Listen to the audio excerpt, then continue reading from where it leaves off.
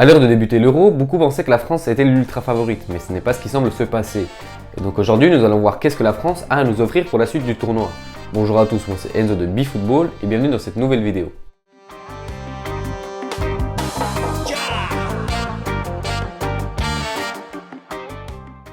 Alors déjà, mettons un peu de contexte sur cette qualification huitième de finale. Eh bien déjà, la France termine première de son groupe, le groupe de la mort, mais un peu en trompe-l'œil. Elle ne réalise pas un excellent début d'Euro, étant donné qu'elle n'a pas vraiment fait beaucoup de victoires. Elle a fait une victoire contre l'Allemagne au début, mais à mon avis, ils ont eu de la chance de tomber contre la Mannschaft si tôt, étant donné que dès qu'ils ont trouvé leur système un match après, ils ont fracassé le Portugal 4-2.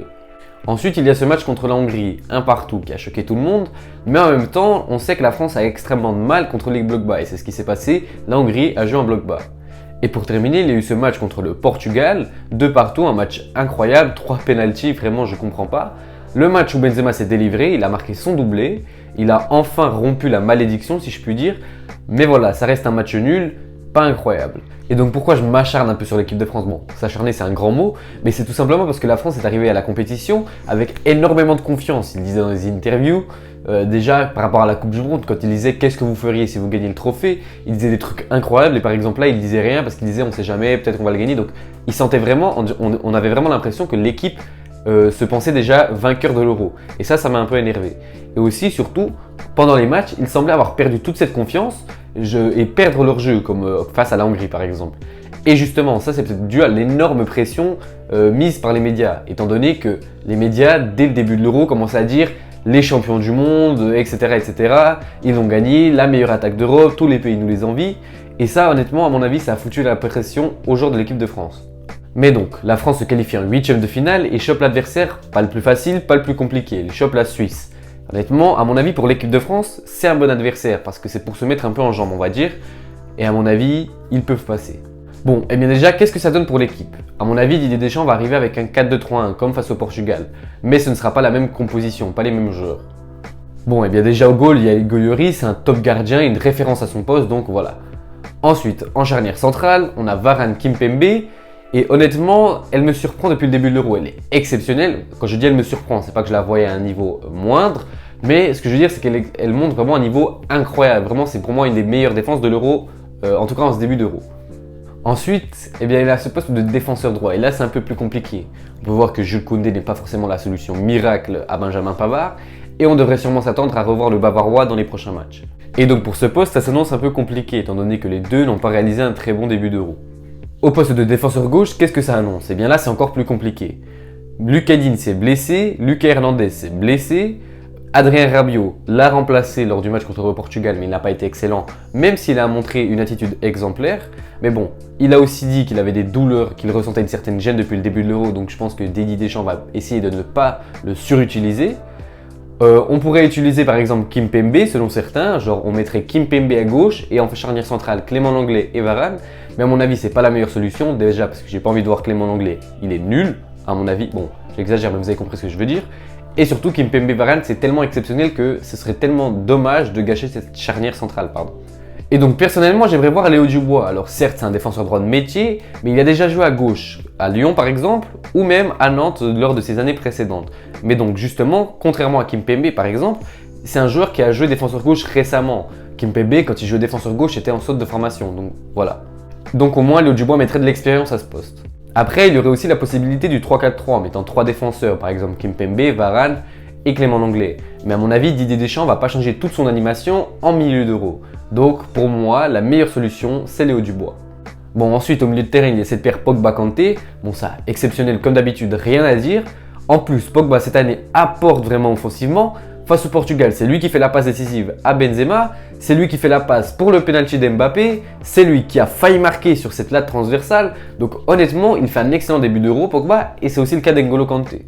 Ensuite, au poste d'ailier gauche, il y a Kylian Mbappé. Alors, il a réalisé une excellente Coupe du Monde 2018, mais je pense pas qu'on peut en dire autant de l'Euro 2020. Il n'est pas excellent depuis le début de la compétition, il n'a toujours pas ouvert son compteur de but, mais bon, ça c'est pas le plus important. Le plus important, c'est juste que on a beaucoup joué contre des blocs bas, le Portugal et la Hongrie, et Mbappé, on le sait, il a vraiment de la peine contre les blocs bas. Donc, j'espère vraiment du fond du cœur qu'il va réussir à s'améliorer pendant cet Euro. Ensuite, au poste d'ailier droit, c'est un peu plus compliqué. Contre le Portugal, c'est Tolisso qui a été titulaire. Il a réalisé un excellent match. On pourrait penser que ce serait un joueur comme Coman qui pourrait être mis à sa place, un peu plus offensif, mais justement, là est le problème, pardon. Didier Deschamps, il n'aime pas vraiment mettre que des joueurs offensifs. Rappelez-vous, à la Coupe du Monde 2018, c'est Matuidi qui a joué ailier gauche. Donc on pourrait penser qu'il mettrait un joueur comme Adrien Rabiot ou Tolisso. Mais bon, à voir pour la suite de l'Euro. Ensuite, en milieu offensif, on a Griezmann. Il ne réalise pas un mauvais début d'Euro, mais il ne réalise pas forcément un bon début d'Euro. Et ça, c'est peut-être dû au fait qu'il est Karim Benzema et qu'il se marche un peu dessus. Mais bon, la paire Karim Benzema et Griezmann, ça on en reparlera plus tard. Bon, et bien déjà, quelles sont les qualités de la France? Eh bien déjà, il y a d'énormes individualités. Benzema, Lloris, Kimpembe, Varane, Kanté, Pogba, des joueurs qui jouent dans des top clubs mondiaux. Bon, je sais pas si on peut dire que Hugo Lloris à Tottenham, c'est un énorme club. Voilà, Tottenham, le dernier trophée qu'ils ont gagné, j'étais même pas né. Bon, j'exagère, mais voilà. Mais bon, Hugo Lloris, ça reste quand même un très très grand gardien. Je sais même pas ce qu'il faut à Tottenham. Bon, vas-y, on va arrêter parce que sinon je vais faire des polémiques. Allez. Ensuite, il y a également une énorme profondeur de banc avec des joueurs comme Olivier Giroud, Kurt Zouma, Ben Yedder, Kingsley Coman. Donc vraiment, on peut voir que, et par exemple justement Kingsley Coman, ça peut être un joueur qui va vraiment apporter de la profondeur dans les fins de match. Quand tous les joueurs seront cuits après avoir essayé de canaliser Mbappé, et bien Coman il va arriver comme une flèche et il va fracasser tout le monde. Ensuite, si on doit citer encore une troisième force, eh bien on peut dire qu'il y a vraiment un vrai groupe, une vraie famille. Alors on s'est beaucoup moqué de Didier Deschamps quand c'était son excuse pour ne pas sélectionner Benzema, mais au final il a raison. L'équipe de France actuellement c'est une vraie famille, tout le monde s'entend bien, tout le monde se connaît depuis des années, ils ont l'habitude de jouer ensemble, à part Benzema justement, et peut-être que c'est le problème de son intégration technique. Ensuite, pour ce qui est des problèmes, eh bien, il y a le poste de défenseur droit. Pavard, Jules Koundé n'ont pas donné satisfaction pendant le début de l'Euro. Et il y a également le poste de défenseur gauche, le poste d'ailier droit. Mais bon, ça c'est des trucs que Didier Deschamps pourra régler. Ensuite, il y a les individualités. Alors je l'ai noté comme un point positif avant, mais ça peut être aussi le point négatif de l'équipe de France. Parce que c'est certes plein d'énormes joueurs, d'énormes stars, d'énormes individualités, mais est-ce qu'elles savent jouer ensemble ? Normalement oui, mais depuis l'arrivée de Benzema, c'est un peu plus compliqué. Et maintenant je suis pas en train de dire Benzema est nul, faut l'enlever de l'équipe de France, fallait pas le faire revenir. Non, moi je suis content que Benzema soit revenu en équipe de France. Le seul problème, c'est qu'il est venu un peu tard et qu'il n'a pas eu le temps de s'adapter techniquement. Et donc maintenant on va parler de Benzema un peu justement. Mais d'abord, avant de faire une petite analyse sur lui, il faut d'abord, pour que l'analyse soit juste, parler des attentes placées en lui.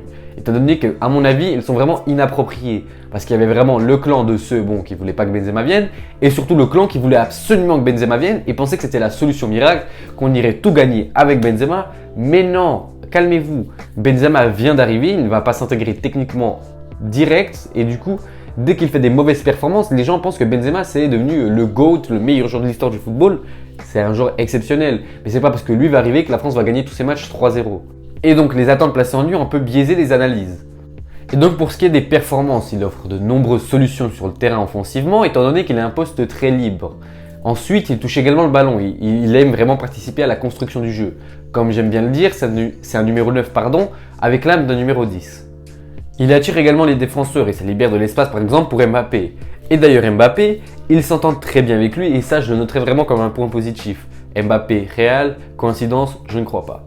Ensuite, pour ce qui est de ses défauts, malheureusement, à part son but contre le Portugal, eh bien, il a beaucoup péché devant le but, il a beaucoup manqué de finesse et il a raté énormément de grosses occasions. Et ça, honnêtement, ça m'a choqué venant de Karim Benzema. On sait d'habitude que lui, c'est un tueur, il ne rate aucune occasion devant le but. Mais bon, j'espère que ce doublé contre le Portugal va le libérer. Et du coup, autre point qui amène à nuancer les bonnes performances de Karim Benzema, eh bien, c'est le fait qu'il se marche dessus avec Antoine Griezmann.